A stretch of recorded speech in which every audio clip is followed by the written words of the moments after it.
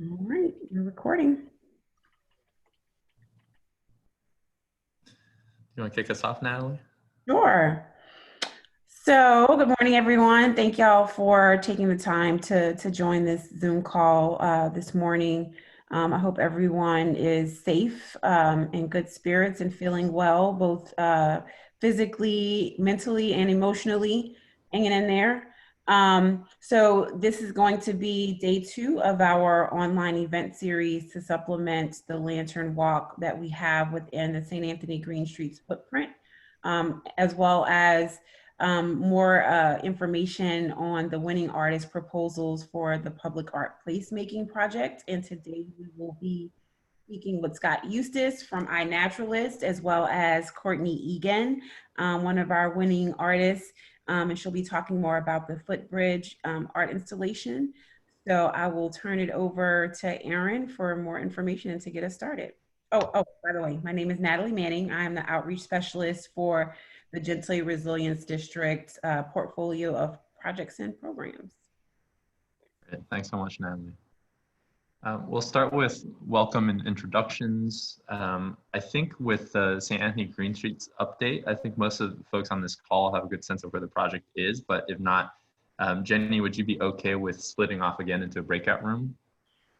Sure, if anybody wants to do that, that's fine with me. Just shoot a message in the chat and Natalie can set it up so we can do a breakout. Perfect. That way we can maximize time with Scott and Courtney to talk about plants and ecology. And then we'll share, Sarah Woodward from Arts Council will share a bit about the overall public arts process, and Courtney will share a bit about her work, and Scott will bring us into the iNaturalist program and how all residents can be involved in observing wildlife and plants in the neighborhood and be a part of seeing how those change as this infrastructure work and artwork gets underway. So we're excited for everyone's participation and contributions today and how that feeds into the work that Courtney is doing for Filmore Playground. To start off, let's just start with in our chat boxes in Zoom. Love for everyone to share their name and pronouns and this question of what is your favorite tree or plant in the neighborhood? And if you don't have one, what's something that caught your eye recently? It might just be the grass that you play sports on, or it might be a tree in your yard, or something that you noticed the other day. So yeah, we'll take 3 minutes to do that.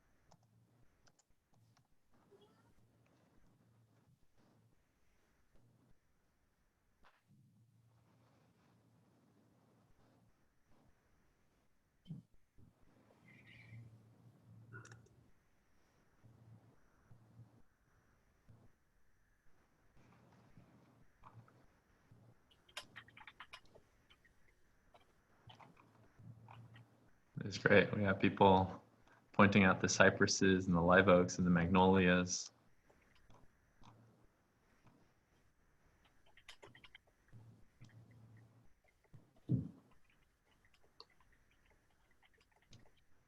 Beautyberry bush with bright magenta berries. Awesome. Aaron, I had the same cypress in mind. Cool, yeah.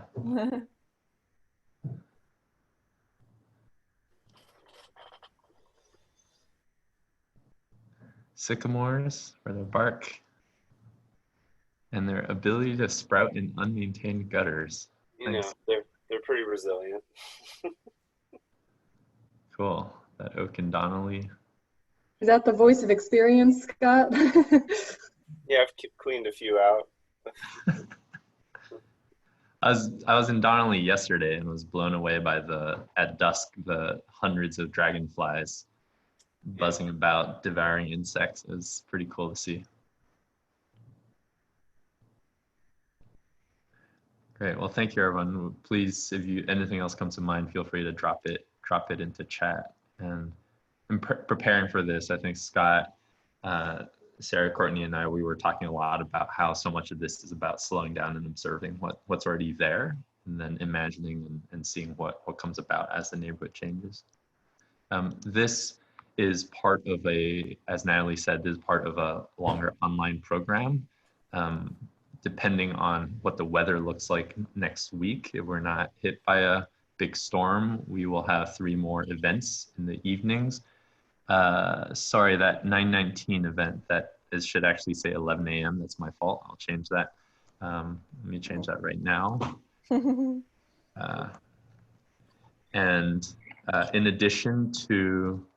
In addition to the online program, each of which is a conversation with an artist and a neighborhood resident co-leading a conversation, we also have these hand-delivered packages that contain a range of materials that we'll show later that connects to these conversations, as well as 9 lanterns and pillars in the field. So at each of the playgrounds, on the neutral ground at Prentice, and at the Nora Rain Garden, and at the Rain Garden at Bastion. So each one points out some aspect of what's proposed in terms of art or infrastructure. And those light up, they're solar powered, those light up in the evening, so that if you're going out for a walk, gives you something to stop by and check out. So those are images of the pillars at Filmore and at the Nora Rain Garden, and the map and program if you're a neighborhood resident. Deb, did you get your mailer in your mail? Awesome. Very exciting. And inside are a range of materials, including artist cards showing the work that these artists have done in the past and what they're bringing to the neighborhood, activities that were custom created by the artists to engage residents in the themes of the artwork. And we're encouraging everyone to take pictures of whatever they and others in their family create and share them with us via social media using the St. Anthony Green Streets hashtag, or by emailing Sarah Woodward directly. Sarah's on the call, and her email is also in that packet. Yeah, so again, if you are interested in the overall project update about St. Anthony, if you're not sure, if you're on this call and weren't sure how St. Anthony relates to public art project and where things are at with St. Anthony, please let us know in chat, and we'll split you off into a breakout room with Jenny, who is the project manager for St. Anthony Green Streets, and you're always welcome to do that and then rejoin the main conversation.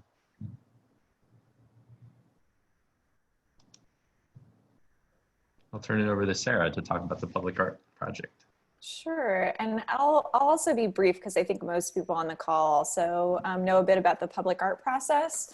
But essentially, the goal of public art is to really complement and enhance the other park and infrastructure improvements and street improvements that are happening, and really to draw attention to water infrastructure and really these urban environmental challenges that we face. So we have 2 parallel parts of the program, and one that we started off with on Thursday evening was really showing a youth-driven project with a group of our Young Artist Movement students who have been working at the Net Charter High School with Carl Joe Williams.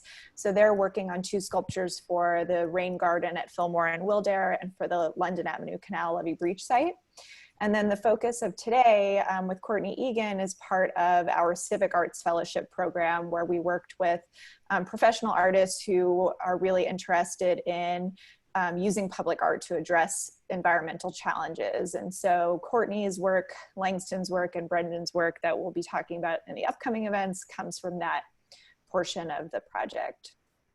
So Erin, you can flip to the next slide. So this process all began in last December when we did a call for artists who were interested in learning more about the Gentilly Resilience District goals and using their work to really address urban water challenges. And so we selected 10 artists who then participated in our Civic Arts Fellowship in the first part of 2020, where we learned from resident leaders and water experts about the neighborhood, its history, its identity, as well as water challenges at the neighborhood, city, and coastal level. And many who are on the call were part of that training process. And then artists shared their preliminary proposals in May for feedback, and that ultimately drove their final proposals, which were selected in July. And so here we are. This is our first opportunity to really introduce Courtney, Langston, and Brendan as the selected artists, and to start some on-the-ground work about shaping their proposals. I think one of the reasons that these three artists in particular were selected was that they had really strong ideas about including community members in the ultimate final design of their pieces. And so Courtney will share a little bit about that with her work. So I will turn it over to Courtney to introduce herself and Scott as well. And really excited about this conversation to help design the footbridge. Thanks, Sarah. Sorry, Courtney. I just want to add that Peggy Roosevelt, who's on the call, was one of the 3 neighborhood residents who was on the selection committee. Correct. If you have questions about that, Peggy will be co-leading the conversation next week, but she's also here today. So if you have questions about what that was like, she's here. Right, Peggy, I didn't want to put you on the spot again, although if you have anything you want to add about the selection, I'd love for you to jump in. Sarah, can I ask you to move the slide when it's time? Just, I can. Aaron is in control. Aaron? Okay, yep. Great. Thank you. This is so a little bit of background about me. I was born in New Orleans, but my family moved to Pearlington, Mississippi in the 1960s. And that's where I grew up, along the Pearl River. And I've been living with water for a long time.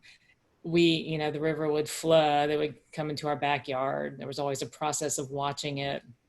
My father, built a house on a slab, so it was always a concern. Flooding was always a concern. And then I grew up with a lot of the plants and the animals that you would see in that sort of swamp situation. And that has really profoundly influenced my artwork. I really shifted to working with the natural world and plant-based themes around after Katrina, because previous to that, I was more focused on making short films. And I wanted to really spend a lot more time outside exploring the natural world, because its control over us is so immense. And I feel like I didn't acknowledge that. And I had to go through this crazy experience to really start thinking about it.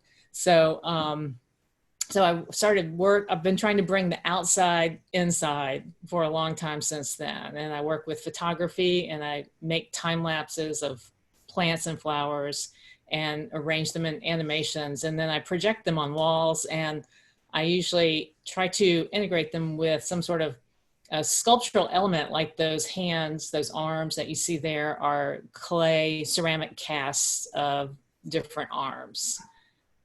Aaron, could you flip the slide? Oh, and that plant previously was cat's claw. Okay. And then I've also worked a lot with non-native. The cat's claw is non-native, as is this, what people usually call a night blooming cereus, but it's also an epiphyllum or an orchid cactus. I think I've been confused about the naming of this plant for a long time, but it's one plant that has a lot of lore in the New Orleans community. People love it when their night blooming cereus bloom, and they always take pictures and share them. So in this piece, it was an interactive piece where people could walk in front of it and the flower would bloom. And then when you held still, the flower would start to close. But if you moved again, then it would open again. So it involved an element of interactivity. It had a camera, and it ran off of a computer. And I work with my husband, David Sullivan, closely in designing the interactivity of pieces like this. Once again, it's projection based, so it's indoor. And so, shifting to my proposal, which was the footbridge over the bioswale, seems like a really huge jump for me as an artist. However, for me, it was an opportunity to go kind of back to some of my really earliest inspirations, which was the ditch. Ditches have been inspiring to me for many, many years, and I've always thought of them as a playground in a kind of weird way. So I'm really thrilled to be able to work with the bioswale, because I'm feeling like ditches are finally getting their due now. And it's important that I think it's this really weird shift in perspective though. Erin, could you flip to the next slide? This is another piece that I've worked in a series of pieces with Rachel David, who did the ironwork for this piece. These are pieces called sigils, and they really were just about bringing that outside inside, and having the magical experience of moss in the moonlight kind of captured in a way that involves digital technology as well as sculptural elements. But I've been also really trying to explain to people how I'm making this leap to the footbridge. And, I think that the bioswale is the key for me, and the plants in the bioswale, which I've started looking more at native plants and focusing on using them in my artwork. And people always keep asking me, what is a bioswale? A bioswale is a new word for a lot of people. And I usually tell people it's like a curated ditch. Basically, it's a ditch that has specific plants in it that want that water environment. And then people are like, oh yeah, it's a bioswale is basically a nice ditch. So what I was really interested in was thinking about the plants that are in the bioswale and how we can, help assist that shift in perspective from thinking of the ditch as a place where waste goes to thinking about the ditch as a functional element of the environment that helps manage the water in the neighborhood and also creates its own ecosystem. So when I did the proposal, I was thinking about this Wildair side of the park, of Filmore Park, and how there needed to be a way into the park from over there. And I was imagining children running through the bioswale and trampling on some of these amazing plants that are being planned for that space. So developing a really kind of fun, functional, and instructional, beautiful bridge, I thought would be a great way to keep feet out of the bioswale. And then also maybe to share some information about the plants in the bioswale. I was taking a look at the map from Claire yesterday, where she laid out the different plants that were going to be in the bioswale. And I wanted to give people a visual of that. But before I go into that real quick, could you show some of the bridge pictures? Erin, please. So my artwork for this bridge is a little misleading just because it's a stand-in. What I proposed is to develop a design process that involves community members.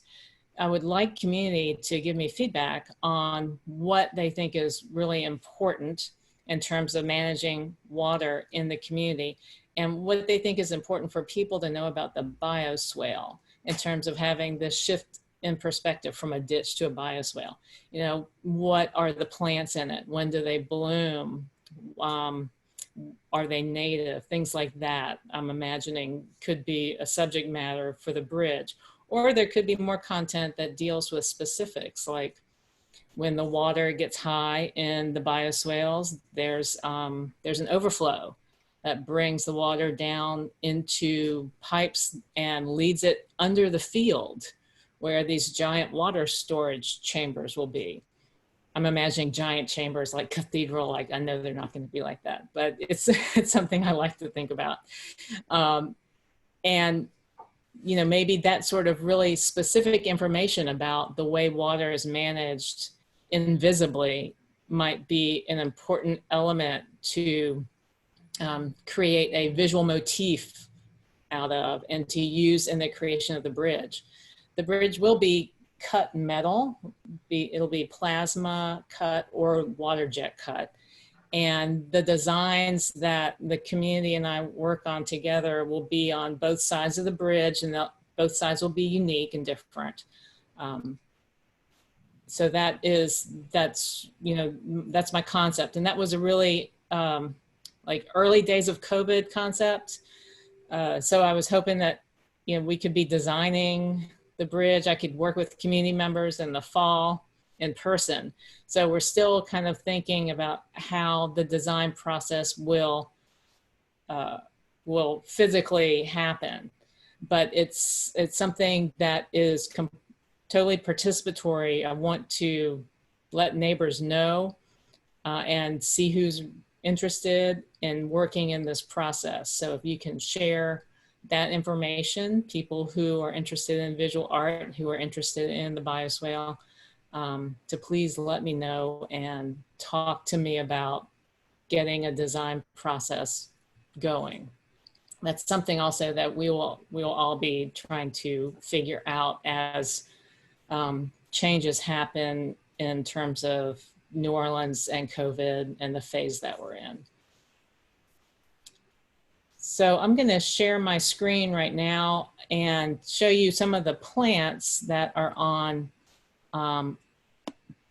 iNaturalist, which is what Scott's going to talk about. And these are the plants that are going to be in the park and in the bioswale. Of course, there's the cypress that will be planted. And I'm just going to flip through these tabs, but this is what the iNaturalist website looks like. This is Mexican sycamore, which is supposed to be planted at the ends of Filmore Park. Swamp sunflower.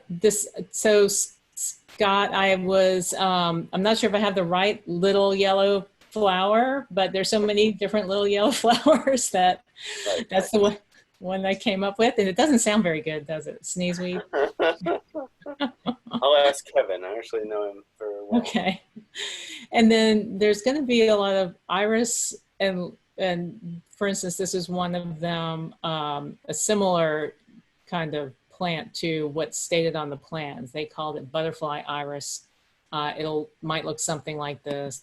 They're also talking about, hold on one second, I'm having some. They're also talking about some blue iris, but I don't know if they're actually talking about the Gigantisaurelia. That is the really tall and big iris that you see down in John Lafitte too. And Scott's picture right there, right? Eastern gamma grass is one of the native. Is this native, Scott? Do you know? I have to take a closer look at what actually is native and non-native, but this is going to be one of the grasses. Spider lilies. I just took a shot of the whole page of spider lilies. Inland sea oats. Whoops, sorry, hold on. Oh my gosh, y'all. Apologize for that. Sea oats. Stokes aster.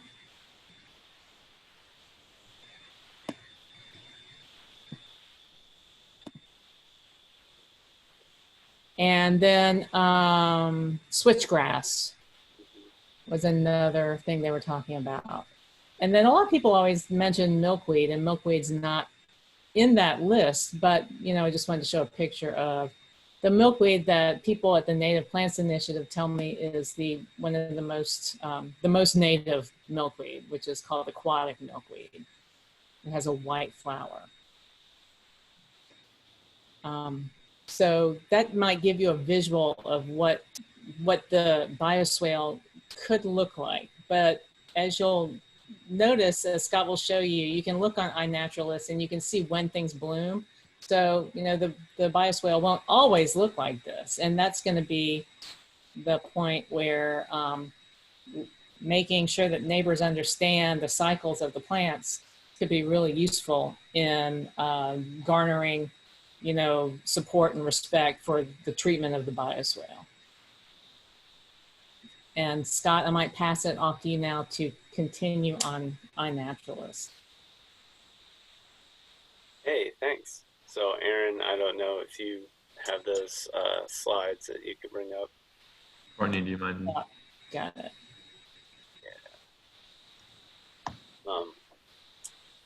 Hey, everyone. My name is Scott Eustace, and I'm a certified Louisiana Master Naturalist. And I live right behind Donnelly Park. And so I'm going to show you some of the materials that we prepare for our program, you know, which is sponsored by LSU. We've developed this in coordination with the U.S. Fish and Wildlife, who likes to use this software for their refuges as well.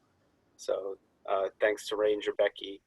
And just wanted to introduce the app to you and a little bit about what we do as naturalists and why.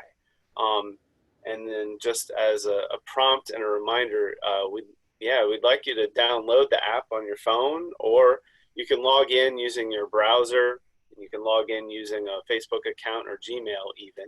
If you create a username, be sure to text it to me so I can follow you on the site and maybe answer any questions you have about observations you make. So yeah, that's the number. Just text, if you sign up, text your username and resilience so I know where you're coming from to that number. And myself and Kevin and Mr. Zoology 123 can help you identify things. We're gonna go to the next one. But what do we do as naturalists, and how does this app help that? You know, as a lot of us have the supernatural in our lives, but the naturalist philosophy is to take what's observable in the world in front of us, slow down, and kind of figure out what is this and what is its place. So it's a practice that's pretty amenable to, you know, with art and side by side, something that in a park, some place that we want to slow down, we want to relax, we want to take it all in and smell the roses, right?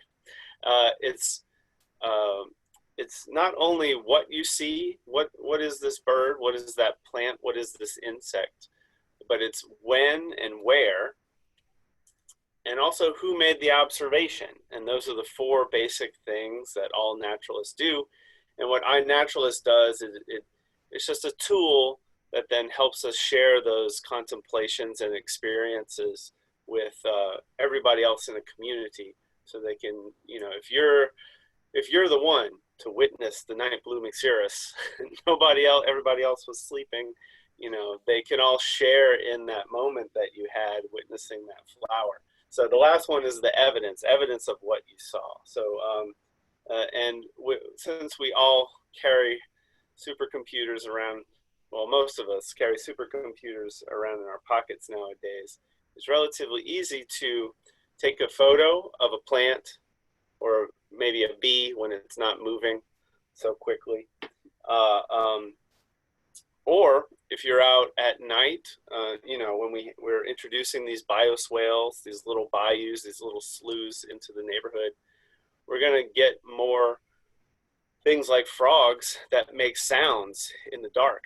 And you can also submit that evidence, the photo evidence or the oral evidence of the creatures. Also the birds like the crows that we have in the neighborhood, the green parrots that live on Robert E. Smalls. We can document that and share the evidence that we did see it with our neighbors on iNaturalist. You go to the next one. So if you download the app and bring it up, this is kind of the interface that allows you to put very quickly what it is you saw. You know, if you took a recording of the sound of a frog, or took a picture of a snail and you want to know which snail is this, you know, you might just put snail to begin with. the photo itself will feed information into the app on the when and the where, and which will help you share the context of your observation with people from Louisiana Master Naturalists and everyone on iNaturalist. I think there's more than 350 people who post to iNaturalist in the entire Gentilly neighborhood. And there's at least a few of us, myself included, who are in the St. Anthony area. So we're excited to see more stuff, more posts from our neighborhood. But yeah. So yeah, this is a free and open source. The data is open source and shareable. So there's no, it's all publicly funded, mostly through the University of California system. So they're not harvesting your data for any advertisements or anything like that. And using it, I think for this project, we want to see how when we're beginning to live with water, how that water feature, that bioswale in that engineering term, begins to introduce the natural ecosystem of the bayou into the neighborhood, and the benefits of introducing all of the different plants and smaller creatures that we might miss. We're introducing that whole ecosystem back into our lives, and we want to kind of track the progress and share it with all of our neighbors.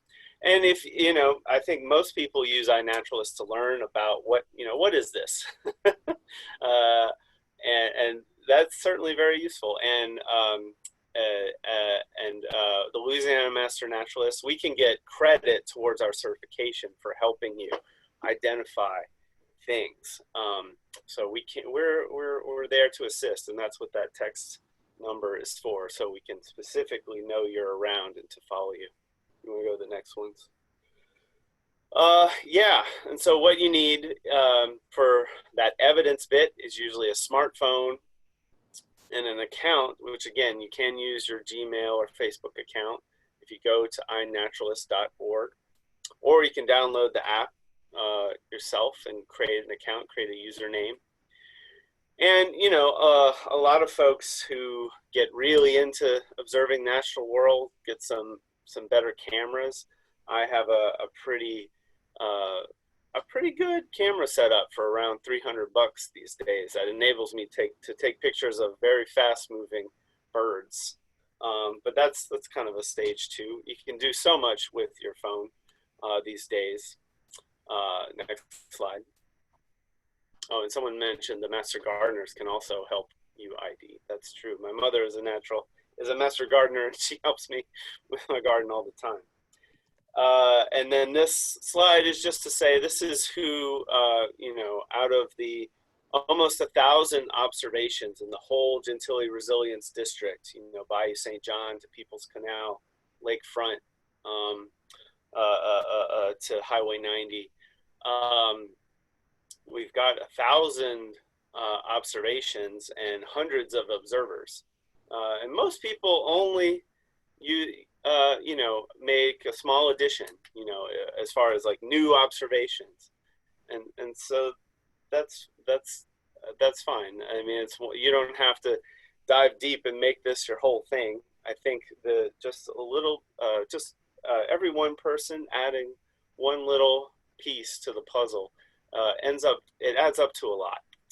So yeah. Next slide. Right, and Courtney showed some of this. This is if you want to learn about a species like the spider lily that's going to be planted, it'll be some species of spider lily or Hymenocallis. If you want to learn the scientific name, or if you want to learn all the other places, you can go to the spider lily page, and here on the map on the right, you can see all the other places where people who have observed spider lily in our New Orleans region. So it's something the app allows you to explore, and I think Courtney mentioned too, that allows you to explore the seasonality of when flowers like this would be blooming. The next slide. And so I think most of the things posted to iNaturalist are insects and plants, right? Probably because those are the easiest things to take pictures of. But here are some of the insects that we have in Gentilly. We've got the obscure bird grasshopper. We've got monarchs. I saw one in my backyard this morning, as well as things like the four-toothed mason wasp. So if you're curious about all the different insects, iNaturalist is a great place, and Mr. Zoology 123 can help you identify them. He's pretty good. Next one. And birds as well. It's a bit hard to take photos of some birds with the phone, but you can see that northern mockingbird post came from someone with the phone. And we have a lot of these. Oh, hey, thanks, Katie, for, are you on there? Well, hey, text me your username and I'll follow you on the app. We have a broad diversity of birds, and we only expect it to grow with this St. Anthony project. Next one. Frogs and snails are whole taxa, which is the name for a whole different kind of thing that we expect to really flourish as we introduce, as we begin to live with water a bit more in the St. Anthony district. So a lot of people, if you're wondering what that frog is, or again, you can just post a recording of the sound. We have the green tree frog, which is the state frog of Louisiana. It's certainly abundantly represented here. But I know there's at least 3 more species that I hear. So this is a section I'm going to work to beef up myself. And yeah, I don't know if we have just a couple minutes, but maybe if you have a smartphone, if you want to take a second just to try to find it on the App Store if you have an iPhone, or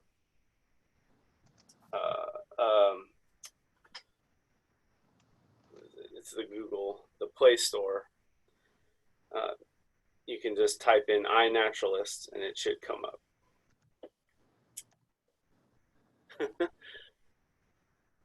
Or again, if you just want to use your browser, you can go to iNaturalist.org and create an account. Sarah Nola. I have a question about the app. Yeah. So I had found the Gentilly Resilience District, like kind of location in there, but is there a way to say bookmark a location so I don't have to search for it every time? Like, is that put a thumbtack in that group somehow? Yeah, and Aaron has brought it up. I think I gave him the thumbtacked link. If you begin to use the app a lot, like I have, I created this place where I drew that polygon, I drew that shape, and gave it a name, and it got an ID. So the URL, you might be able to, it's a bit small, but the place ID is 158655. So if you have that URL, which I have in my notes, and I can share it out later, yeah, it enables you to go right to that place and see all the observations within that place. You can also go to the filters bar on the top right, and maybe you just want to see the birds or the frogs or the snails or the insects. You can pick, which observations, which photographs from the different users can be shown, and you can, explore your place, dig down a little deep. Maybe you have a plant and you're like, oh geez, it's a yellow flower. Which of the thousands of yellow flower species is this? And that filter can help you drill down so you can see, only certain types of species that you want to explore in your neighborhood. That was mine. That was a good one, Mississippi kite. Amazing. Thanks, Scott. Yeah. So thanks so much for listening to me. Please text me your username on iNaturalist, and I and other Louisiana Master Naturalists will help you explore Gentilly. Scott, there were a couple questions as you were speaking from Jenny and others, and if there are other links that you think would be helpful to share, I typed up the place ID that you shared in chat. Yeah, I was thinking now would be a good time to turn it back over to Courtney and Scott to bring up these questions for folks on the call to kind of think collectively about the changes that we might see, maybe even observations that you already have today about what you're seeing in wet spots around the neighborhood, and yeah, questions and comments and ideas that people have. Aaron, this is not related to your question, but I just want to also let people know that I'm partnering with the Native Plants Initiative of Louisiana to have a plant giveaway for the neighborhood. So it'll be sometime in the spring of next year of 2021. But we will let all the residents know, and we'd love for people to spread it word of mouth. They'll bring out a bunch of plants for people to take. And also if neighbors are interested in swapping plants, that would be a good time to do that too. And also the Native Plants Initiative is having a mallow giveaway at the Delgado Greenhouse soon. I don't remember exactly when, but I'll try to post that info somewhere for any residents in the neighborhood who want some hibiscus mallows, things like native mallows. That's great. Yeah, they put it up on their page on Facebook. You can join the NPI Native Plants Initiative on Facebook and see what they're doing too.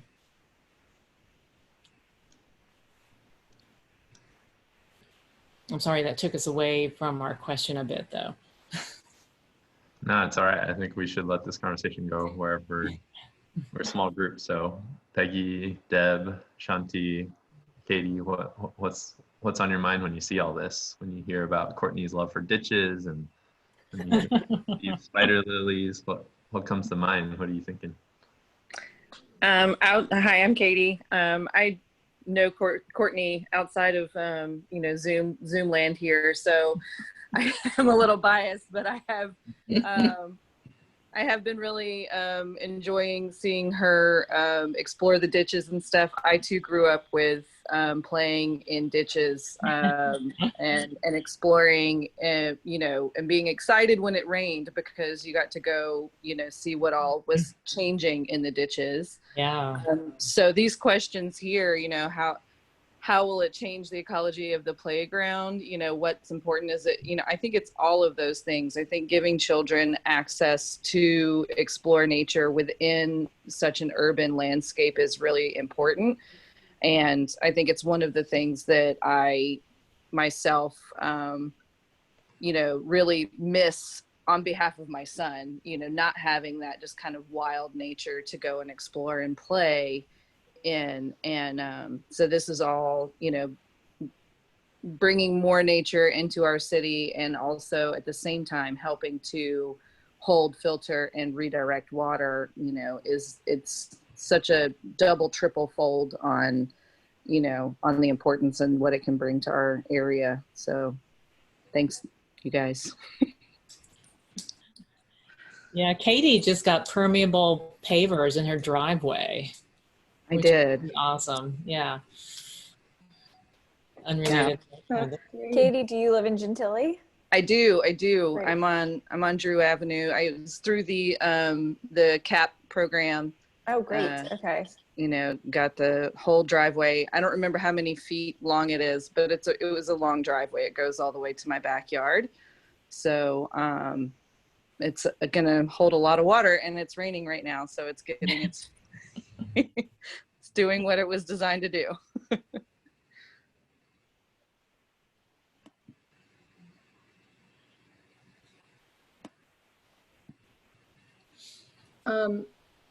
I can talk about birds for a long time, so so y'all can stop me. But one of the things I'm really excited about is how just much more valuable native plants are to wildlife, especially birds. And in particular this time of year, I'm thinking about migratory birds.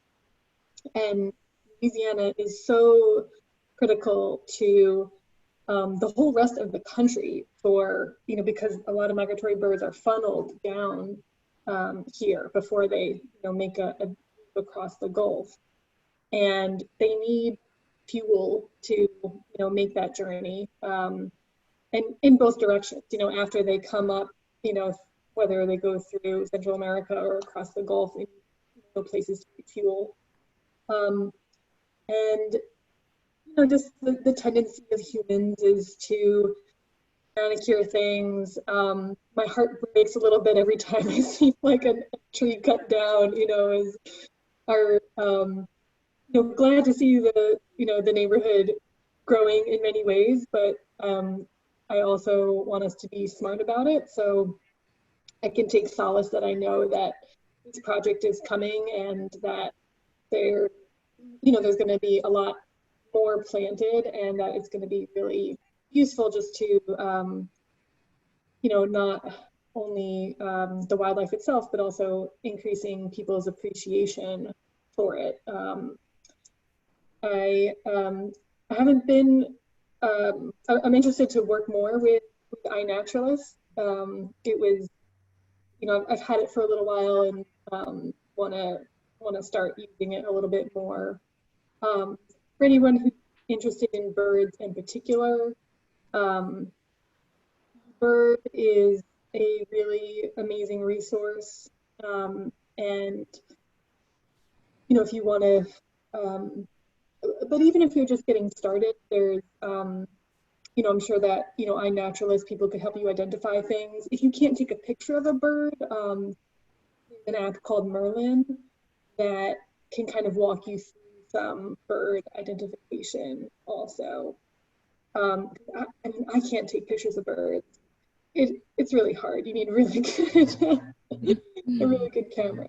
But, just encourage people to notice what you see. And if you, really look at something and describe its shape or where it was, what it was doing, what it was eating, as much of the coloration, a lot of people could say, even on iNaturalist, I'm sure help you, determine what it is. Yeah, would you mind taking a minute this might be a bit of a strange question, but painting a picture for us of what the bird's eye perspective is when they're crossing the Gulf and when they're arriving on the shores? Where are they seeing, where are they looking for that from up above that draws them down and says, hey, this is a place where I might find sustenance, or what are they seeing?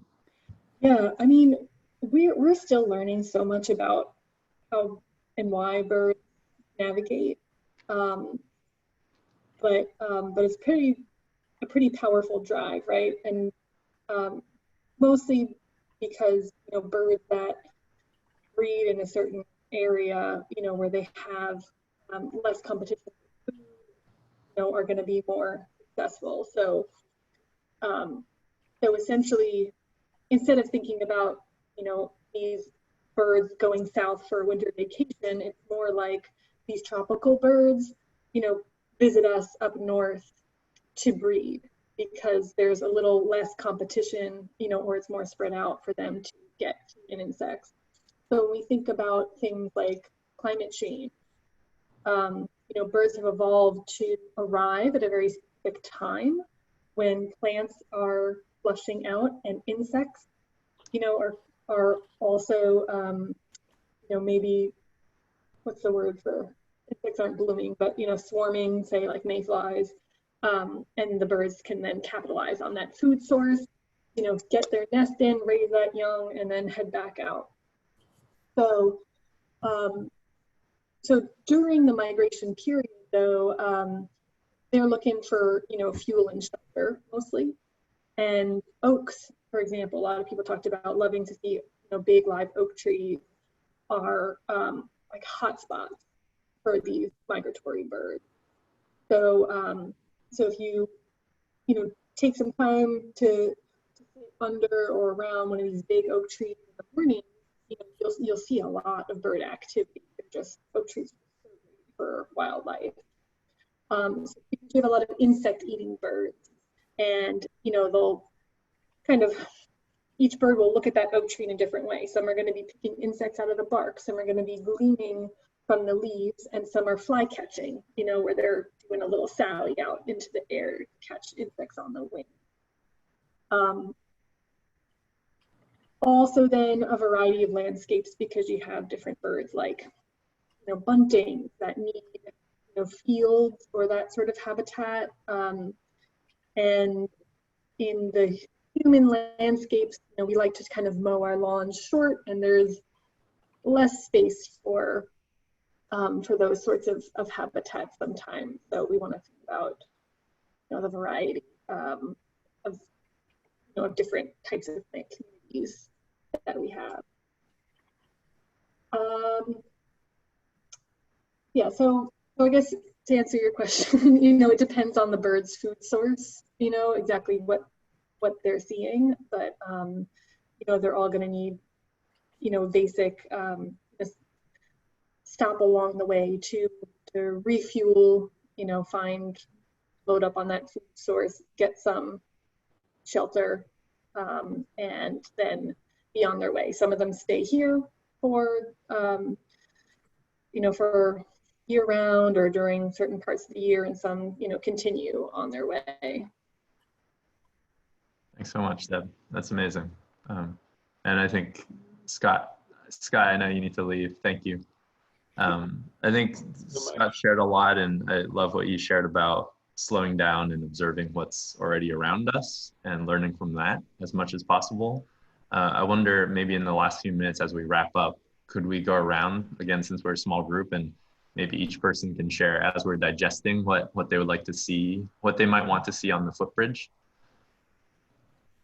Yeah, that would be great. I would love, you know, I really want to try to see what the neighborhood thinks is the most important information to pass along to children, to visitors about the landscape. I'll start. I like the ways in which sculpture and the ways in which rendering something in metal can like help people connect that so much of our architectural imagery and our cultural references are actually related to things that are in the natural world, but we lose track of that. And so there's an iris there, a lily, and then you see it rendered by an artist in a different form. Maybe it helps to rebuild the connection of, and it sounds really simple, but it takes it from like the natural world into a symbol or an image that like you can process in a different way and incorporate into your life for all these other reasons. So I think there's a lot of power to just taking what's there and recreating it. So creating a motif or something that is, you know, easy for people to identify and then relate to the real world relationship. Yeah, I think so.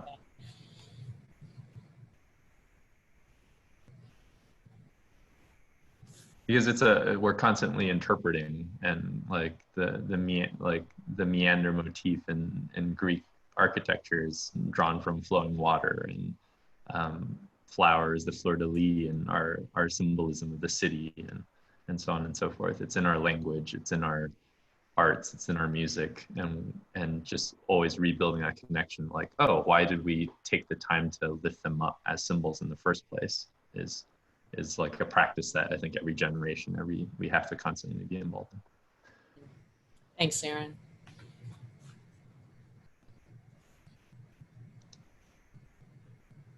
What about everyone else?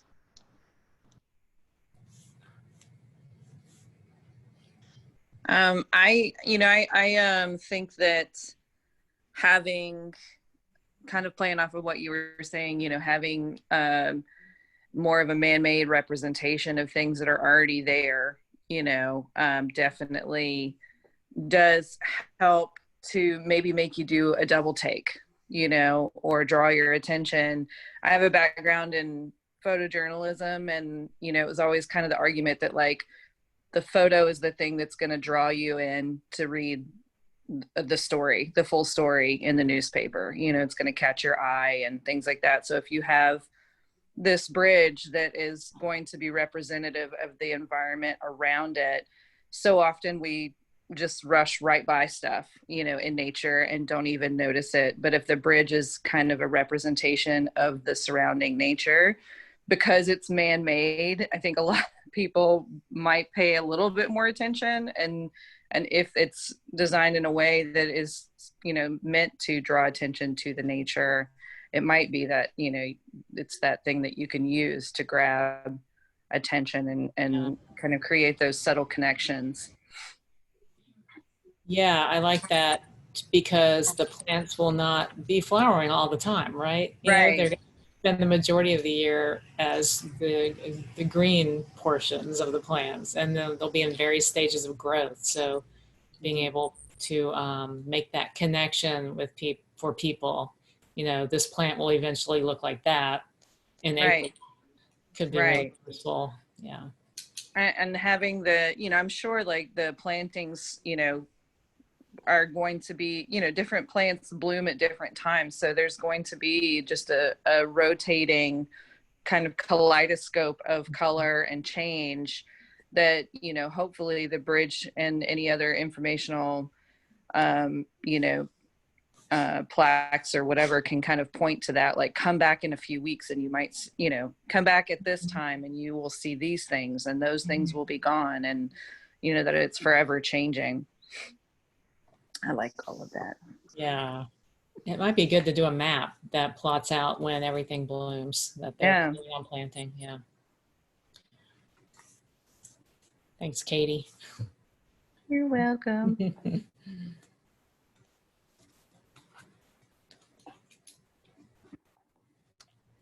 Peggy, Deb, last minute. I'd love to hear.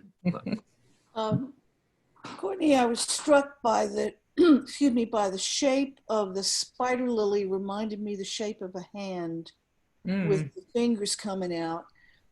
I would love to see some little child-sized handprints on the bridge, either holding the flowers or as a point of reference as to the size of the flowers in relation to the size of a hand. And I think I could see the kids actually putting their hands on the handprint on the bridge and matching that up. But those two shapes struck me as being similar. That's a great idea, Peggy. Thank you. That's that would be a great way to, you know, get people thinking a lot about scale and in their relationship to it. Yeah, awesome.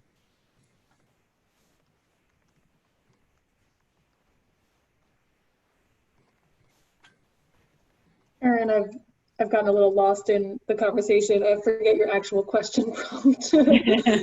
What you think should be represented on the footbridge? Just and Scott, please chime in as well. I know where everyone's just sharing the last thoughts on what, given today's conversation, what are things you want to see on that footbridge, or you think might be most impactful?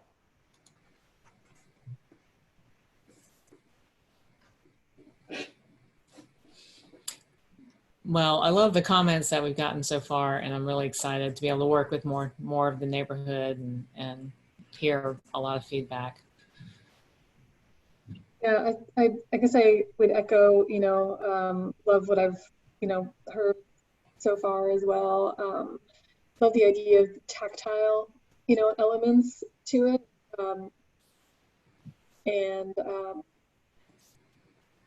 You know, I think just people said, you know, like a way to like, you know, kind of like ground what people are seeing around them, you know, in a representation. I guess I have a lot of questions about, you know, just curious to know more about the materials that you're using, or like what's capable of being there. Like, are you able to have writing on it? You know, where if you look closer, you can see the name of something. think you said it was going to cut in a certain way that was, did you say like a water jet cut? Like, I didn't even know that was a thing. That's amazing. Yeah, very strong streams of water can cut through metal and create a nicer edge than plasma. So a lot of it's going to be cut metal one way or the other. A lot of sanding down will be done to the surface of the metal to get the burr or the rough edge off. But I really like the idea of also maybe having some more informational things too on the inside of the bridge that can be bolted into the expanded metal surface on the interior too, that could help identify certain plants. Text, definitely something I want to include, and text can be worked into the design and then cut out, or it can also be etched into the metal, and then paint or paint can be rubbed in to the etched surface to make the words stand out. So there are some different treatments that it'll be a balance between the final design idea and then how the best way to execute that design. Right, because I wouldn't want to, wouldn't want to take away too much from the artistic concept. That's just I think it can be worked in, definitely. I know we're out of time, unfortunately, but I'm so thankful for everyone's contributions to this conversation and sharing your knowledge, Deb, Scott, Courtney. Me too. Thank Katie, you. Peggy, everyone. And I think just to pique people's interest, if we're not hit by a storm, we'll be with Peggy and Langston Alston, who's the other artist working at Filmore Playground. And he's really coming at it from the perspective of neighborhood history and how the city, how the neighborhood has changed over the last 500, 300 years in recent history, and what we're looking at into the future, and thinking about the murals he's developing and that human and cultural perspective in relation to Courtney's focus on ecosystems and ecology. I think it's really exciting to think about what Filmore Playground can offer for residents in the future. Thank you, everybody. Thanks so much to Courtney and Scott and everyone who was on the call. This was wonderful. Thank you. Thanks, everybody. Thank you. Wonderful Saturday morning hour spent. Okay. Thank you. I'm gonna go put some things in iNaturalist. Thank you. Yeah. Yeah. Do your iNaturalist homework. I'm gonna go make some observations in my yard. I'll go like follow each other on iNaturalist now. Yeah. Total bugs. Oh. Okay. Yeah. future naturalist here. Thanks, everybody. Thanks. All right. Thank you. Bye, y'all. Bye-bye. Bye-bye. All right. Well, Oh, so good.